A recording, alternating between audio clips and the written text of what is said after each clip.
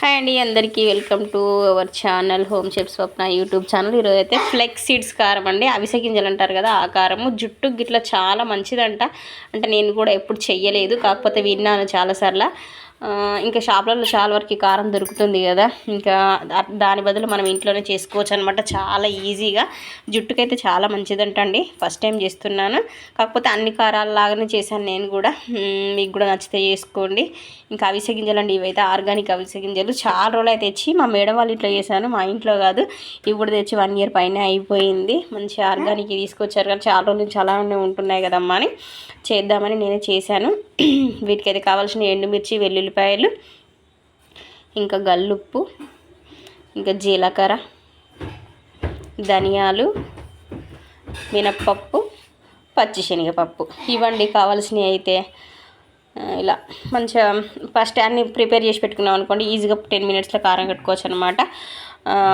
ముక్కుడు పెట్టేసుకొని ఫస్ట్ ధనియాలు వేసుకోవాలి. ఏది వేపినా కూడా లో ఫ్లేమ్లో మాత్రమే వేయించాలండి. హై ఫ్లేమ్లో వేస్తే అవి కారం నిలువ ఉండేది కాబట్టి అవి పచ్చి పచ్చి ఉంటే బాగోదన్నమాట. ఇంకా ధనియాలు వేగిన తర్వాత మినప్పప్పు, పచ్చిశనగపప్పు కూడా వేసుకొని మంచి కలర్ చూడండి, వీడియోలో చూపిస్తున్నట్టుగా చేసుకోండి. మంచి పండ్లుగా వేగాలన్నమాట. ఇగో ఇట్లా వేగిన తర్వాత ఇట్లా చూడండి, వీడియోలో చూపిస్తున్నట్టు వేసుకోండి. మంచి ఎంత మంచి కలర్ వచ్చింది చూసారా ఆ మినపప్పుకు. అలా వస్తే దాని ఫ్లేవరు చాలా బాగుంటుందండి. అలానే ఇంకా ఈ అవిసె గింజలు కూడా, అవిసె గింజలు మంచి సౌండ్ వస్తాయండి అందులో వేయగానే, చిటపట ఎలా వస్తున్నాయి చూడండి వీడియోలో. అట్లా ఇలా అవి ఒక నోట్లో వేసుకుంటే ఇట్లా ఊరికే పట్టు కింద వేసుకుంటే నలిగిపోతుంది అనమాట.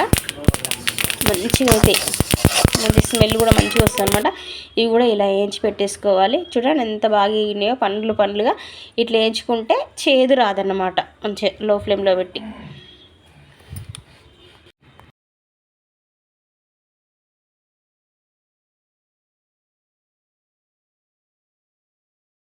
ఇదే వేడి ముగ్గుట్లో ఇంకా మన కారానికి కొంచెం తక్కువనే వేసుకోవాలండి. ఎందుకంటే కారం ఎక్కువైంది అనుకోండి, పొడి ఎక్కువ వేసుకోలేమన్నమాట. కారం తక్కువ ఉంటే పొడి ఎక్కువ వేసుకుంటే అప్పుడు వాటి క్వాంటిటీ కడుపులోకి ఎక్కువ వెళ్తుంది అనమాట.